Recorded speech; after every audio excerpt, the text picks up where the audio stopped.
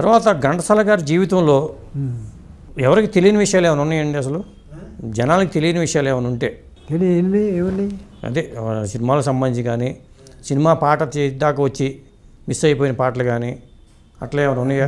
నాకు తెలియదు, అసలు తెలియదు. ఎందుకంటే 50 ఏళ్ళలో నేను ఫీల్డ్ నుంచి వచ్చేసాను అంతే. ఎప్పుడైనా పెడితే 1-2 రోజులు వెళ్ళి ఉంటుంది తప్పితే మీ చెల్లయ్య కూడా ఏం చెప్పదా ఆ విషయాలు ఏమి, ఇంట్లో విషయాలు ఏమి అసలు చెప్పదు కదా? ఎప్పుడు లేదు, ఎప్పుడు చెప్పరు అసలు. మా చెల్లెలు కూడా తెలియచక్కది ఏం కాదు, ఓకే, బాగా తెలియగలది. మామూలుగా వీళ్ళు ఉన్నప్పుడు మెడ్రాస్లో ఉన్నప్పుడు విశ్వనాథం గారి భార్య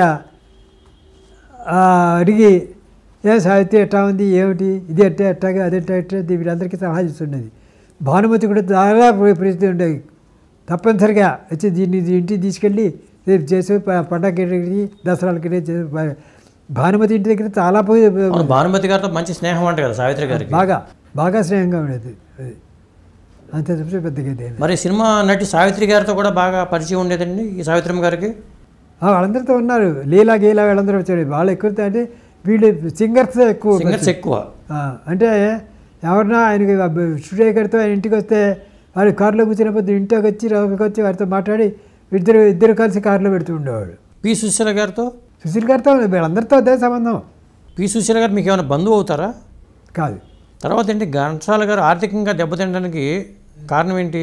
రెండో భార్య, ఇద్దరు మెయింటైన్ చేయాలి. పరోపకారం దీంట్లో లైబిలిటీస్ అన్నీ వీటిని ఎత్తిమిపడ్డాయి. అది బాగా తీర్చుకునేటప్పటికీ ఈయన లైఫ్ అంతా ఎందుకు దాని మీద సరిపోయింది అనుకోండి. అందువల్ల ఇల్లు కూడా అమ్మేశారండి అక్కడిది. దిలేసాము ఆ చేస్తే ఇదే చేసాం. 35 ఉస్మాన్ రోడ్డు 1,30,00,000 ఎంతగా మారు దాన్ని. అందులో వీళ్ళకి ఎవరికి షేర్ లేదు, అది వద్దే వాళ్ళిద్దరికే, కొడుకులు ఇద్దరికే. సావిత్రి గారికి కూడా ఏం లేదు, పెట్టడానికి ఏం లేదు. పెట్టల ఏమీ ఇవ్వడానికి ఆవిడ పేరు ఏం లేదు. వీళ్ళు వస్తే వీళ్ళు బాగా పంచుకున్నారు.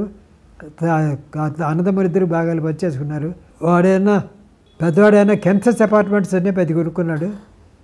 ఈ రత్నకుమార్ ఏమన్నా ప్రత్యేకించి ఇప్పుడున్న ఇది కొన్నాడు, పార్థసారథిపురం నెంబర్ 6. వీళ్ళు కొడుకులు సంపాదించుకున్నారండి బాగానే. పోనీ రత్నగాడు పర్వాలేదు, కానీ ఇది విజయగాడు ఏం పెద్దగా సంపాదించలేదు. అప్పటికి పెద్దగా లేదు బిర్రుద్దు. మంచి పియానో ప్లేయర్ ఆవిడ.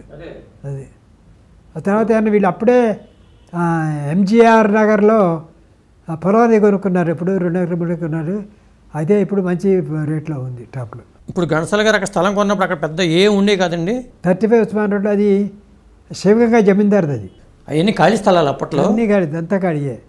ఇప్పుడు కేవీ రెడ్డి గారు ఉండే ఇల్లు ఇంటికి ముందే. ఇది అన్న ఘంటసాల గారి ఇల్లు, అది అన్న ఉస్మాన్ రోడ్డు, ఆ మూల మీద ఏమన్నా కేవీ రెడ్డి గారి ఇల్లు. దీని తర్వాత కొనుక్కున్నారు.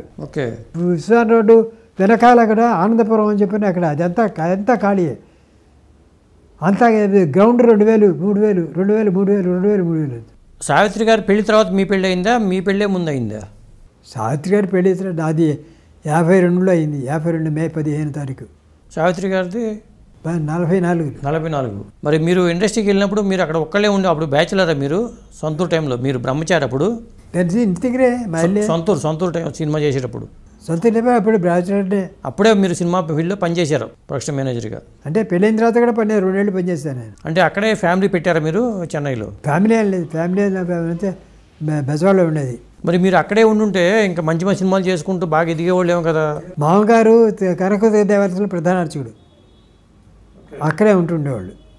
మా ఫ్యామిలీ అంతా అక్కడ, మా 2 పిల్లలు పుట్టేంత వరకు అక్కడే ఉన్నారు వాళ్ళు. నేను ఇక్కడ సినిమా పేరు తిరగడం వల్ల ఆవిడ అక్కడే ఉండేది. తర్వాత వచ్చేసిన తర్వాత పులివెందులు వచ్చేసాను.